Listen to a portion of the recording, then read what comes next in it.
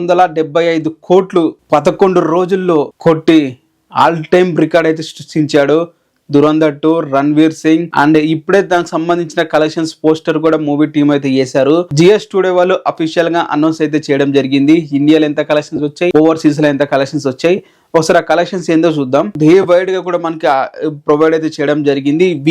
Week ఏదైతే week 1 ఉందో 637 కోట్ల నెట్ అయితే రావడం అయితే జరిగింది ఇండియా నుంచి. అండ్ అలాగే డే 8 వచ్చేసి 53 కోట్లు, డే 9 వచ్చేసి 42 కోట్లు, అండ్ డే 10 వచ్చేసి 64 కోట్లు, అండ్ డే లెవెల్ వచ్చేసి 71 కోట్లు. అంటే నిన్న సండే రోజు 71 కోట్ల నెట్ రావడం జరిగింది. ఇది మామూలు విషయం కూడా కాదు. అసలు ఫుల్ రన్ కూడా కష్టం. కలెక్షన్స్ ఇవి డే 1 ఇట్లా సింపుల్ గా కొట్టుకొని వెళ్ళిపోతుంది మూవీ. ఈ కలెక్షన్స్ మనం నెంబర్లు వింటుంటే ఏదో ఈజీగా అనుకుంటున్నాం కానీ అంత ఈజీ కాదు గైస్. మీరు ఊహించుకోండి, ఏ ప్రీవియస్ గా బాలీవుడ్ మూవీకైనా ఈ 71 కోట్లు 61 కోట్లు ఫుల్ రన్ కలెక్షన్స్ అక్కడ ఏం ఫిగర్స్ అసలు ఇవైతే.